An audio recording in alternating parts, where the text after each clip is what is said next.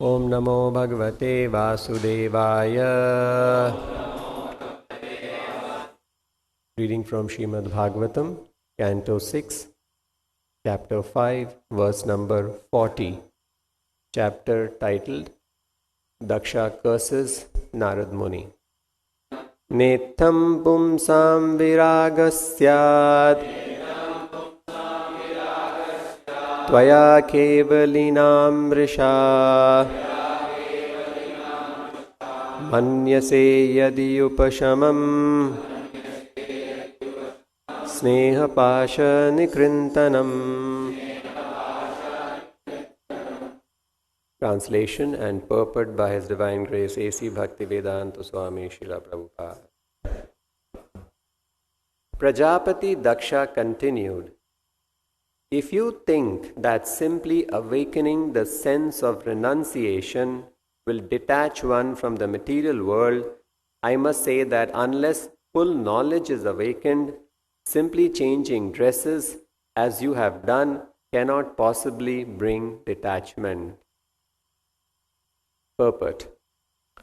Prajapati Daksha was correct in stating that changing one's dress cannot detach one from the material world. The sannyasis of Kali Yuga who change their robes from white to saffron and then think they can do whatever they like are more abominable than materialistic grahasthas. This is not recommended anywhere. Prajapati Daksha was right in pointing out this defect, but he did not know that Narad Muni had aroused the spirit of renunciation in the Haryashvas and the Shavalashvas through full knowledge. Such enlightened renunciation is desirable. One should enter the renounced order with full knowledge, jnana vairagya. For the perfection of life is possible for one who renounces this material world in that way. This elevated stage can be reached very easily as supported by the statements of Srimad Bhagavatam. Vasudeva Bhagavati Bhakti Yoga Prayojitaha Janatiyashu Vairagyam Jnanam Chayad Haitukam. By rendering devotional service unto the personality of Godhead Sri Krishna, one immediately acquires causeless knowledge and detachment from the world. If one seriously engages in devotional service to Lord Vasudeva, jnana and vairagya are automatically manifest in one's person. There is no doubt about this. Prajapati Daksha's accusation that Narada had not actually elevated his sons to the platform of knowledge was not factual.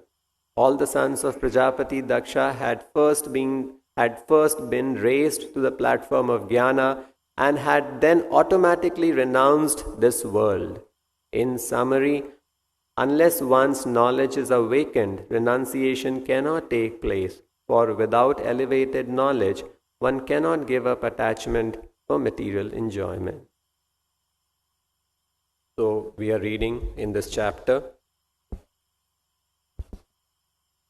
how Narad Muni, a pure devotee, influenced the children of Daksha, Haryashvas, and Shavalasvas, and convinced them that there is a higher goal in life. The higher goal in life is to engage in devotional service of Vasudeva. Human life is meant for that. And all the children of Daksha, the 11,000 children of Daksha, became convinced, and they decided that they will engage in devotional service. This news was not welcomed by the father, and the father was very angry, and father is accusing in this verse, the father is accusing Narad Muni for having awakened in his sons false sense of renunciation, because all the sons, 11,000 children of Daksha, decided they will renounce and they will take to pure devotional service. So Daksha's accusation is this spirit of renunciation that Narada has awakened in the sons of Daksha is not on the basis of knowledge. It is not on the basis of jnana. And it is false spirit of renunciation that has come in his sons. This is the accusation. In the previous verse, we saw how Daksha had said that all the children have a lot of duties to perform. They have so many debts to settle. We are indebted to the sun god. We are to give us sunshine. We are indebted to the wind god to give us air. We are indebted to so many devatas for supplying all our necessities for our day-to-day existence. We are indebted to our forefathers. Like this, we are indebted to so many things, and unless and until we repay all our debts, we cannot take to this path of renunciation. And the renunciation has to be based on knowledge. So this is the most important point here. Daksha, this is the translation of today's verse. Prajapati Daksha continued, if you think that simply awakening a sense of renunciation will detach one for the material world, it is not true. I must say that unless full knowledge is awakened, simply changing dress as you have done cannot possibly bring detachment. And Prabhupada is saying Daksha is right in this conclusion that yes, if we want to awaken the spirit of renunciation from this material world, which is actually a fact. This material world is not a place where we have to get attached. We have to get detached from the material world so that we can go back to the spiritual world. So that detachment has to awaken, but it has to be only if there's proper knowledge why we should get detached. And knowledge which with attachment somewhere else, attachment for pure devotional service. So Prabhupada is saying Daksha is right, but he doesn't know that Narada has actually awakened knowledge, has actually given knowledge. Divya Gyan Hridaya Prakashito. This is the duty of a spiritual master. How does a spiritual master awaken a sense of detachment in us? By Divya Gyan, by giving us knowledge. Hridaya Prakashito. He awakens transcendental knowledge in the heart of a devotee. Here, why Daksha is accusing like this, that you have falsely awakened a sense of detachment, because very quickly his sons were transformed.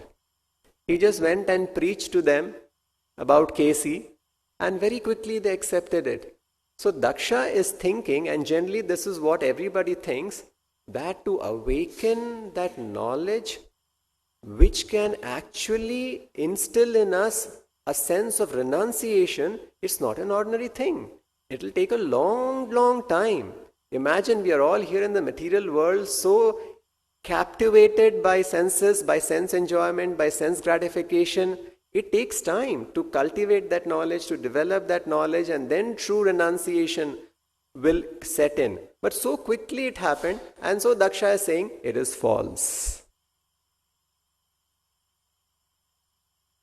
So this is the power of a pure devotee.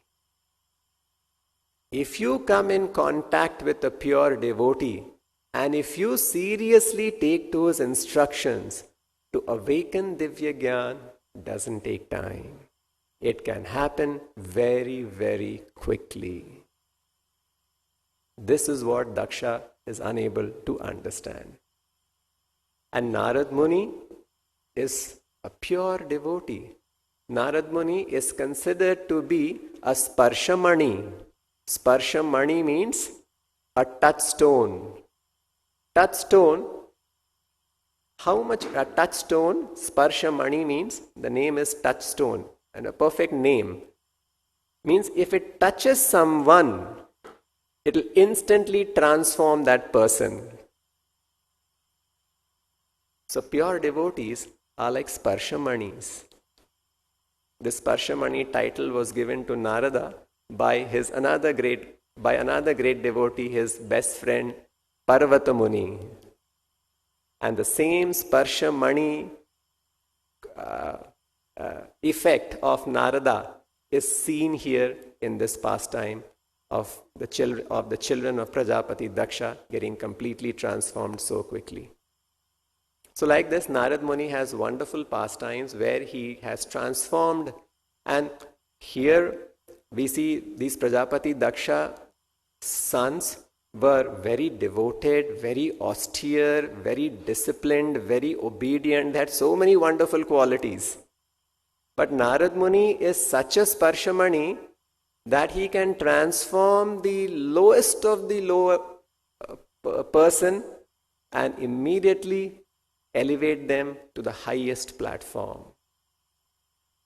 We are so fortunate, we are in the disciplic succession of Narad Muni, where every spiritual master in this disciplic succession are actually Sparshamanis. They're all pure devotees. So Narada this is what his preaching is. He goes around all over the place transforming people. So there is a very nice story in the Chaitanya Charitamrita which narrates very wonderfully how Narad Muni transforms the most fallen, sinful hunter, whose name was Mrigari. So, Narad Muni once, he met Lord Narayana in Vaikuntha, and he comes down to this planet Earth, and he was going to Triveni to take a bath in the Sangam.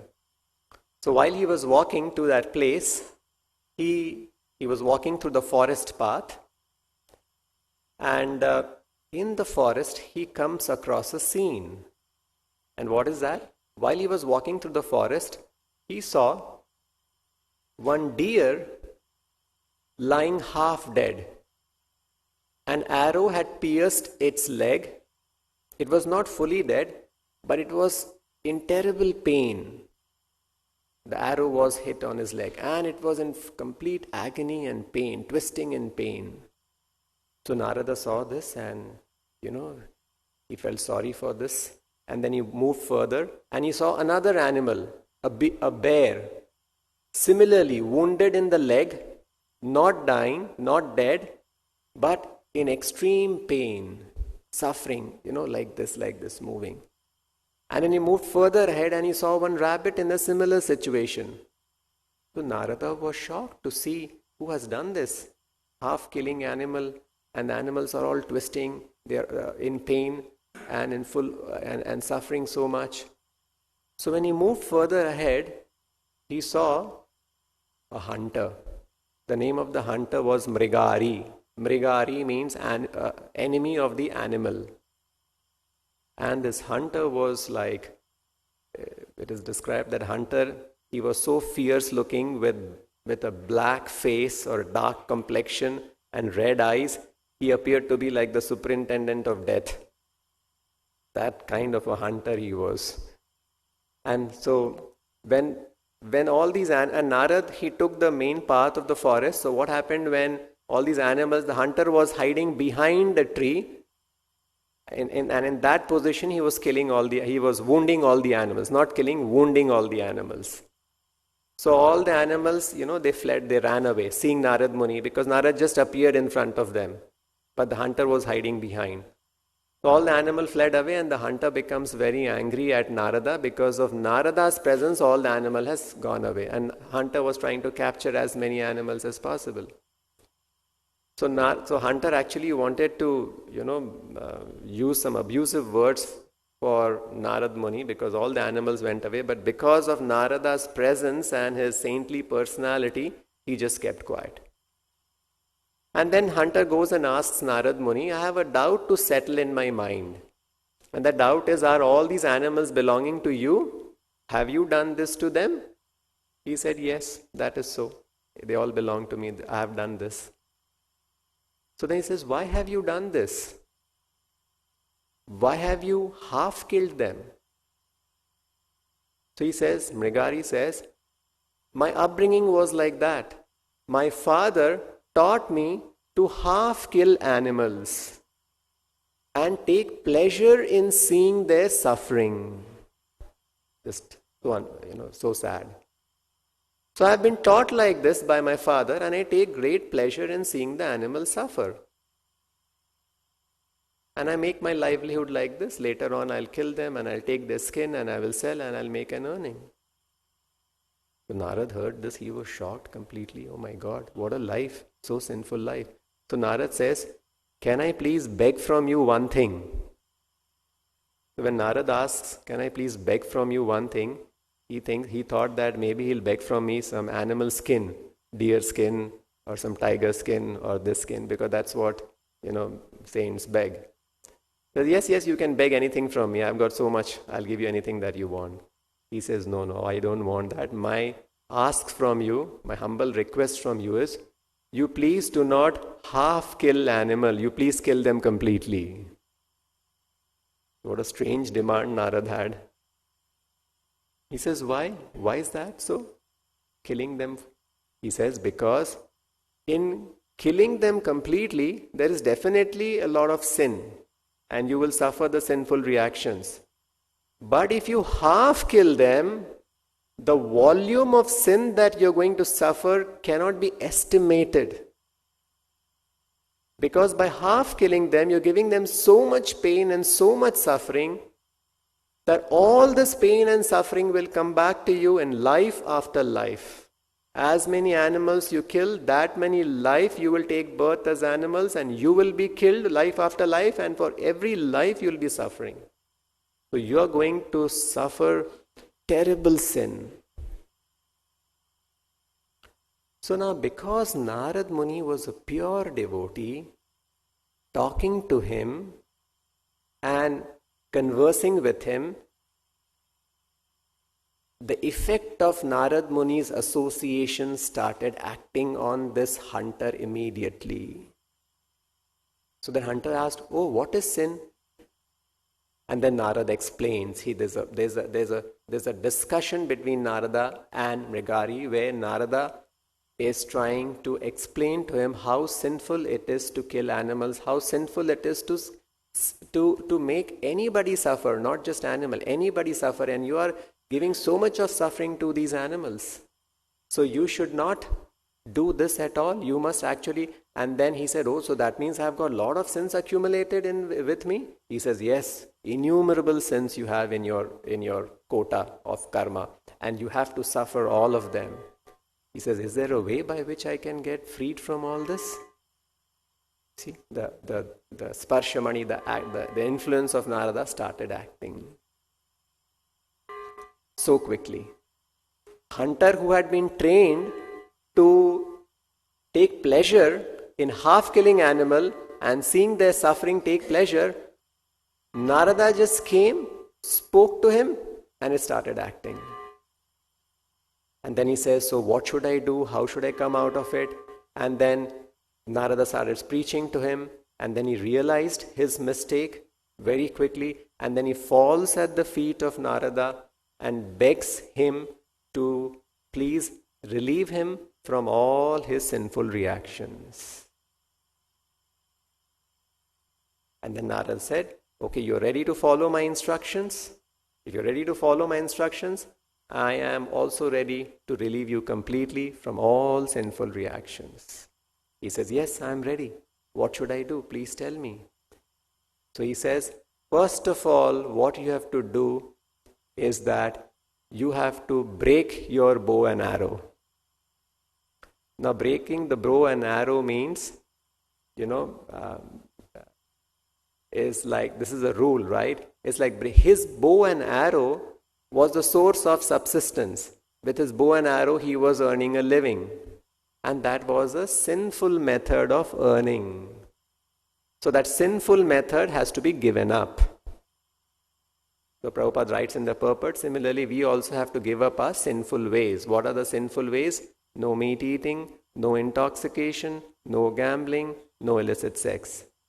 And also breaking of bow and arrow also means you become dependent on Krishna.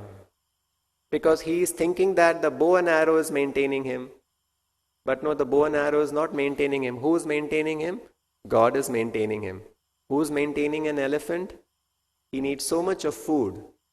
He doesn't God is maintaining him. God is feeding everyone. So Narada was confident that God will continue to maintain him even if he doesn't kill animals, because he is thinking that it is by animal killing that I'm leading a life, that I'm able to earn a living. So similarly, we all think that my living is based on some assumptions that we make.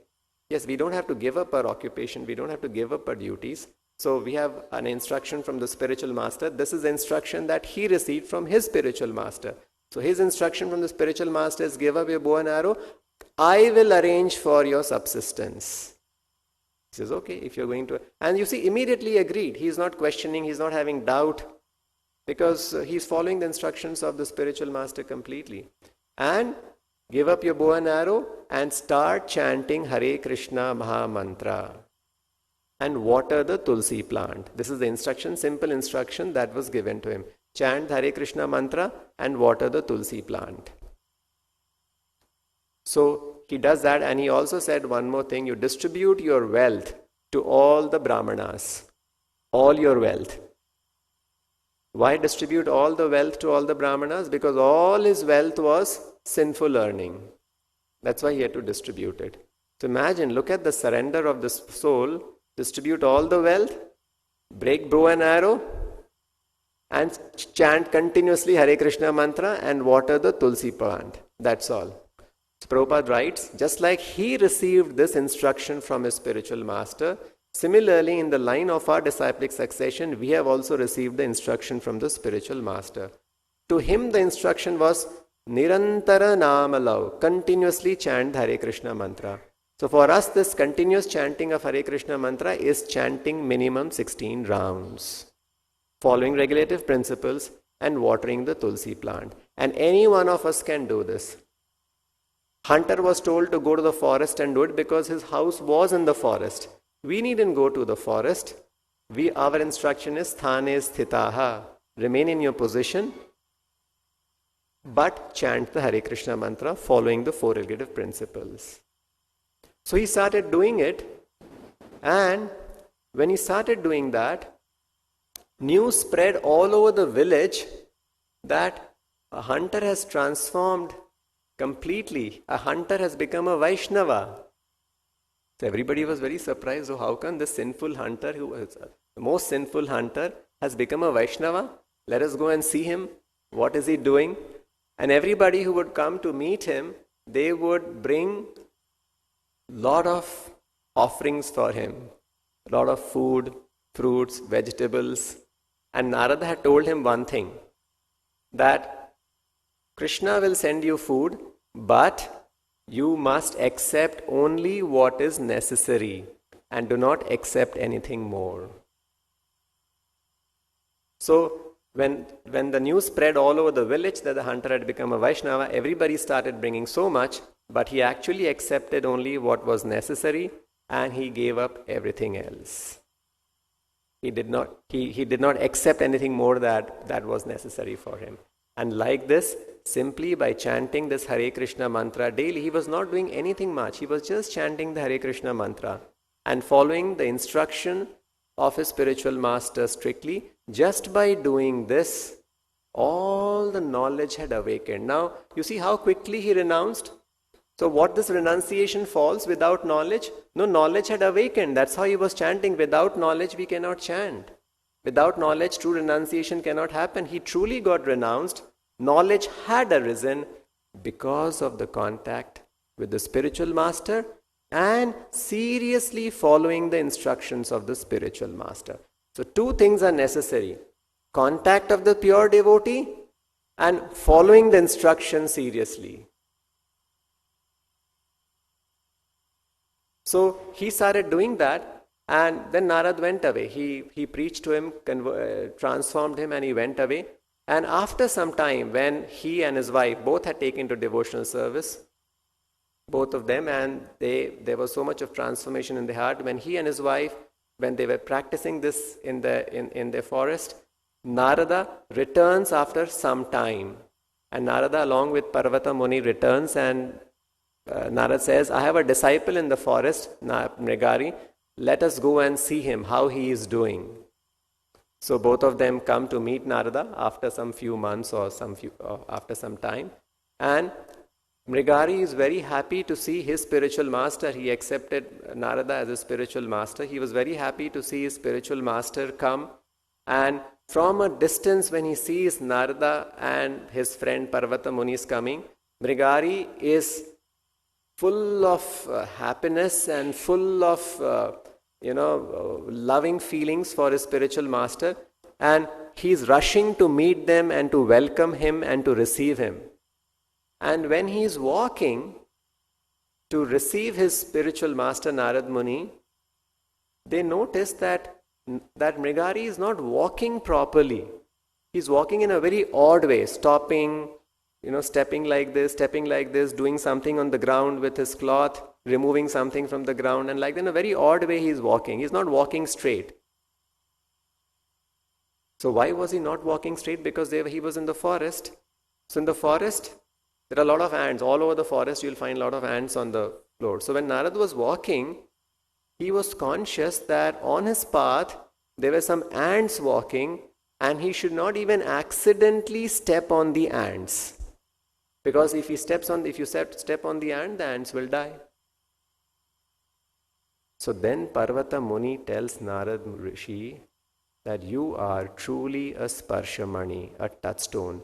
This person, Mrigari, who was so sinful that he would take pleasure in half killing animals, today has become so transformed that he is not willing to give the slightest of the pain to the most insignificant animal, the ant.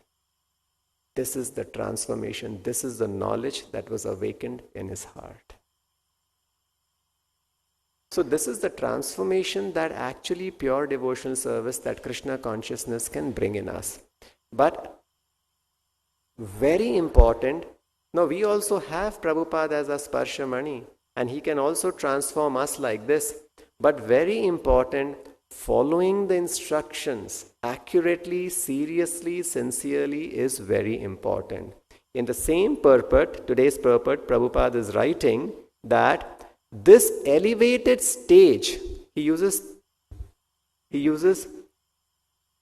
three important words. This elevated stage, it's a very exalted stage, pure devotional service, can be reached very easily. The elevated stage, to reach an elevated stage is not so easy. It is actually difficult.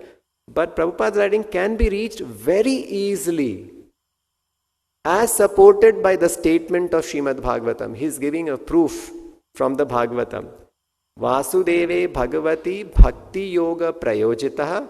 If you practice Bhakti Yoga, what will happen? Janati Ashu Vairagyam Jnanam Chayad Ahetukam. If you practice Bhakti Yoga, Ashu means very quickly. What will develop very quickly? Vairagyam and Jnanam, both. Daksha's accusation was, you are thinking they have developed Vairagya, but it is not on the basis of Jnana. It is simply false Vairagya. But Bhagavatam is saying, if you practice Bhakti Yoga, very quickly, Vairagya and Jnana both will develop. What kind of Jnana? Ahetukam. Cause, perfect Jnana will develop. Not some ordinary Jnana. Now Prabhupada writes, so the translation of this Prabhupada writing, by rendering devotional service unto the personality of Godhead, Sri Krishna, one immediately, he is confirming, quickly, Ashu means quickly, immediately acquires causeless knowledge and detachment. Knowledge and detachment. Jnana, Vairagya, both will come. So here it is said, very easily you can reach that state and quickly you can reach that state. Just imagine. Easily and quickly, the most elevated stage. But soon after the statement, Prabhupada is writing, if one seriously engages in devotional service to Lord Vasudeva, Jnana and Vairagya are automatically manifest in one person. Jnana, automatic. Vairagya, automatic. This is unheard of. How can automatic Vairagya come? Automatic jnana simply by seriously engaging in devotional service. And so automatic, why is he saying automatic? Because very quickly, that is the meaning, that is the reason why automatic word is used. That is the reason why ashu word is used. Quickly. Because it just comes quickly. It doesn't take time. So, if one seriously engages, that is the word. And this verse, where it is said jnana and vairagya will automatically come, the verse just before this actually is confirming the statement. It is said, Savai pumsam paro dharmo yato bhaktir adhokshaje. Actually, this knowledge, you see, to automatically, quickly, immediately develop jnana and vairagya, it's not an ordinary dharma.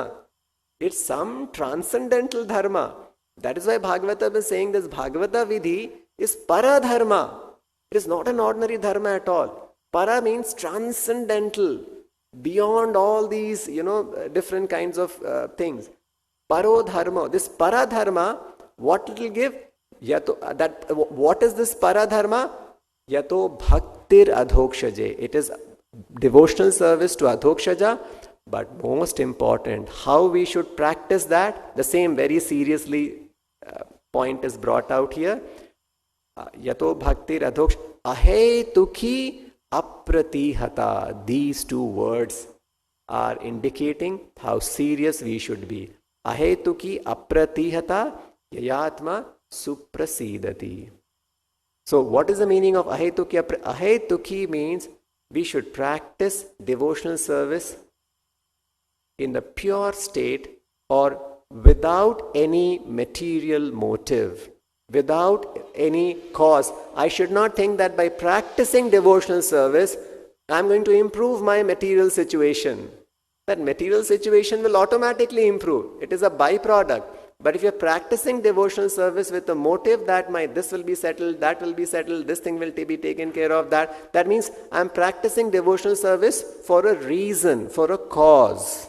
But devotional service should be causeless. It should be just out of pure love.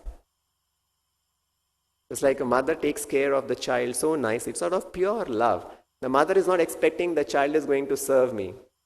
The entire service has to be from the mother's side. In fact, the child is giving more trouble, but the trouble is a welcome trouble. He will urinate, he will pass stools, he will cry, he will ask so many demands and mother, but it's not a trouble at all. It's such a pleasure for the mother because of the love. So similarly, we have to practice Krishna consciousness purely. I just want to love Krishna because Krishna is everything for me. Pitaha masya jagata mata dhata pitama. So when devotional service is practiced with that pure intent, causeless, motiveless, without any desires, and how we should practice. Okay, I will practice causeless devotional service for one day and then other day I will go back to my things. No. Ahetuki apratihata. Apratihata means without any break, without any gap. Unbroken and unmotivated, unbroken devotional service. The example is given just like the Ganges is flowing, right?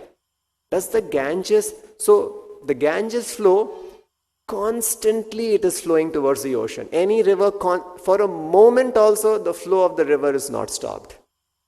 Similarly, devotional service has to be practiced on that platform. And if you see, all these things Mrigari followed.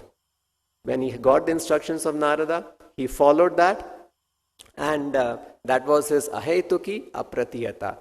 Narada has told me I have to follow Narada. So this is the way devotional service should be practiced. Ahetuki apratihata for adhokshaja. And then what will happen?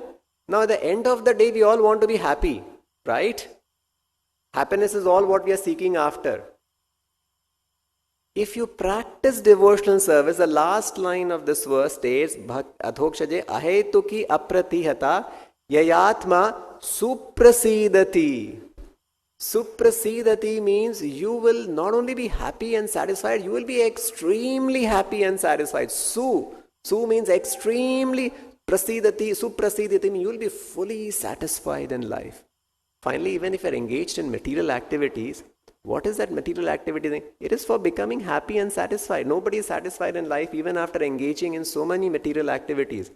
So Bhagavatam is saying you practice bhakti for Krishna. Ahetukya pratiyata. You will become completely satisfied and peaceful. Suprasidati. So Prabhupada says, so if one seriously engages in devotional service to Vasudeva, Jnana, Vairagya will automatically manifest in one's person. And then next line he writes, there is no doubt about this. This is the conviction that we must have. Just engaging in pure devotional service. Everything will come automatically. Prabhupada writes in one place that we should accept this process. Harir Nama, Harir Nama, Harir Nameva Kevalam, Kalo Nasteva, Nasteva Gatiranyata. And practically we see, this is a lecture Prabhupada is giving in New York, and practically we see that this is the only process for swiftly realizing the supreme truth, absolute truth. Only process for swiftly realizing. So, we should follow Krishna consciousness very seriously and sincerely. In another place, Prabhupada is saying, Krishna is sitting within everyone's heart, and as soon as he sees that one is very sincere and he's trying to understand me, then he will teach you from within and you will understand. By his grace, you will understand. So we should be very sincere and serious to understand God. Then God will help us. God is within us. He is within everyone's heart. There will be no difficulty. This is our Krishna consciousness movement. One last quote. So Prabhupada is saying, the whole world is problem for the ordinary persons. But to us, it is not a problem. Because we see everything is Krishna's. If there is a problem, it is Krishna's problem. Why my problem? Krishna can know how to solve the problem. So we have no problem practically. It is all Krishna's problem. Krishna will see to it. And then he gives an example. Just like Arjuna was. Arjuna had a big problem, right? And that's why he didn't fight. Such a big problem that he refused to fight. Just like Arjuna was, I mean to say, Krishna told him, Nimitra matram bhava sajvisachin. You don't worry about the victory. That is my worry. That I have already arranged for your victory. You have to just do what I say, Krishna told him. So now Prabhupada is writing, so we should have such faith and conviction, and let us try. And how we should try? The word try, let us do very sincerely and seriously. So, faith must be there, conviction must be there. I have Krishna with me. If I have Krishna with me, I mean, it's crazy to be thinking that this is a problem. A child never thinks of any problem because Father is there always. We think of problems when we grow up because we have no support. Because even fathers, because when we grow up, we realize material world is too difficult and, too complicated. Nobody can help me. I have to fend for myself. Father cannot. But when we are children, we have so much dependence on Father. So we have faith and conviction. So same thing Prabhupada is saying, we have now Krishna. So we should have such faith and conviction, and with this faith and conviction, we should try. So let us do very sincerely and seriously. So sincerely and seriously, we have to try with faith and conviction that Krishna is there. And then he says, then what will happen? Then everything Krishna will do. I haven't got to do anything. So what is it that I haven't got to do anything? You do nothing? No, we are engaged. So Krishna's instruction is, serve me. We are serving him by chanting the 16 rounds, by doing our daily devotional activities. So when we do that sincerely and seriously, Krishna will do. Actually, if you see practically, it is so true. Who fought Arjuna was shooting arrows. But finally it was Krishna who made the victory happen, because on the opposite side everyone was so much more powerful. So this is the conviction. So Prabhupada is saying this. So Prabhupada's instruction, if we take to our heart, he will act like the Sparshamani. So Prabhupada's, it's just like Prabhupada says, a firewood. How much time it takes for the firewood to be ignited? If a fire is touched, how much time? It can instantly, a firewood can lighten, can be set ablaze. If a fire is contacted, fire is that Sparshamani, but the firewood has to be dry. If the firewood is wet, then the effect of the Sparshamani will not happen. So although Krishna consciousness can be awakened, like Narada Muni, he acted like a firewood, because Prachetas, the children of Daksha, they were ready, so they were dry. Here Narada also, Mrigari also became dry. So we may have a lot of contamination, we may have a lot of cleansing to be done. Very patiently, with faith, with conviction, perseverance, patiently we must practice Krishna consciousness, having full confidence that one day I will be successful. I will be able to overcome all my anarthas, and one day I will be able to cleanse the heart. So just the last point, here Prabhupada is writing one wonderful thing, that simply stating that changing one's, so it's not a dress change. Prajapati is saying, Narada, you think you are in the saffron, he's accusing Narada. Simply by dress change, one cannot be detached from the material world. So yes, simply by putting on saffron clothes, we don't become detached. It's not a change of dress, it's a change of heart. And this change of heart will come when we contact a pure devotee and seriously and sincerely and strictly follow his instruction. Then the heart change will happen, and we can also be elevated to this exalted, elevated stage that the children of Daksha have reached. So these are some of the things that Prabhupada is discussing in the purport. We'll stop here. Grantra Srimad Bhagavatam ki, Srila Prabhupada ki, Nitai Gaur Premanande.